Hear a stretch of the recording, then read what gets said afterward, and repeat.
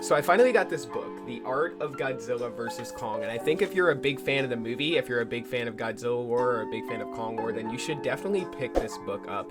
It is just a lot of insight into the movie, a lot of insight into what went on creatively behind the scenes, especially in regards to concept art, especially in regards to Mechagodzilla and all the different incarnations that he went through.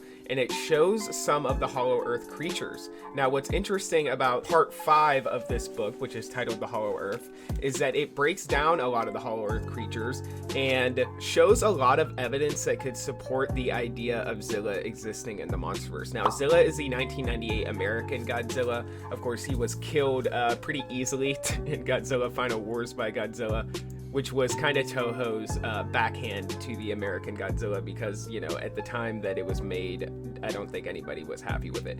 But there seems to be sort of a cult following these days around Zilla, around the character, and there seems to be a lot more people appreciating the 1998 Godzilla movie, which is kind of crazy, but it kind of makes sense because now that we have the proper Godzilla, you can kind of go back and look at that movie as another incarnation of Godzilla in the vast universe of Godzilla incarnations, from the Heisei era to the Showa era and now the legendary Monsterverse, and then we have Shin Godzilla. There's just so many incarnations of Godzilla.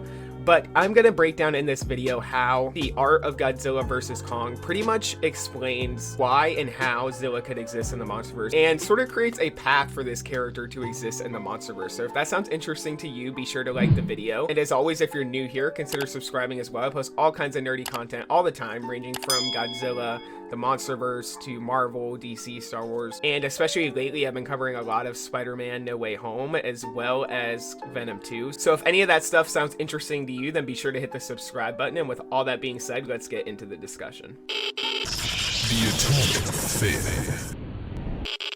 So before I get started, I just want you guys to know that I definitely am going to post the entire book on my channel. I'm going to post every single page, pictures, as well as pictures of the written parts if you want to read that as well. I'm working on it now. It's going to take me a little bit, but I am going to post it to my channel because this is a book that really you shouldn't miss. And even if I post it here and you see all the pages, you need to buy it yourself and really look at it. I would say this as well as the Godzilla King of the Monsters art book are like definitely both necessities. I mean, it's really cool to see like the concept art of Ghidorah and just see the breakdown of what went on behind the scenes creatively to lead to the decisions that ended up, you know, making the movie that ended up coming out. So, but the Godzilla vs. Kong art book is specifically cool because it goes into a little bit more about the Hollow Earth and it explains a little bit more about what went down creatively for them to make this, you know, this an entire world. Now, I'm going to throw images up on the screen so you guys can see, but I have the book in front of me, so obviously I have to look down here from the camera. What it says, and this is, like I said, on page 112, and it has this insanely epic picture of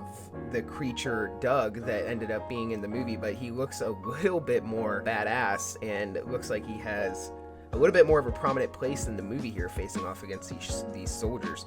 It says this spiny curved back lizard caught the eye of Wingard, who asked that it be reworked to closely resemble Godzilla in skin texture and facial structure. The resulting creature could be Godzilla's evolutionary ancestor or his distant cousin. Based on a pair of drawings by concept artist Matt Alsop, I don't know if I butchered his name or not, I'm sure I did, the creature found its final form following design passes by Justice Joseph. It's like a lizard from the Galapagos Islands, but huge, says the Arden. I don't know how to say that. It eats the rock crab creatures, which are very big, but not as big as it is. Now that is insanely epic to read. I don't know, that is really exciting for me to read. I want to see an entire Hollow Earth movie. I mean, it needs to happen. And the Son of Kong movie just needs to be placed in the Hollow Earth. Don't even have humans be in it. Like, just have Kongs doing sign language, like I've been saying, you know, in all my past videos, like Planet of the Apes. I mean, they did it, so they can do it in these movies.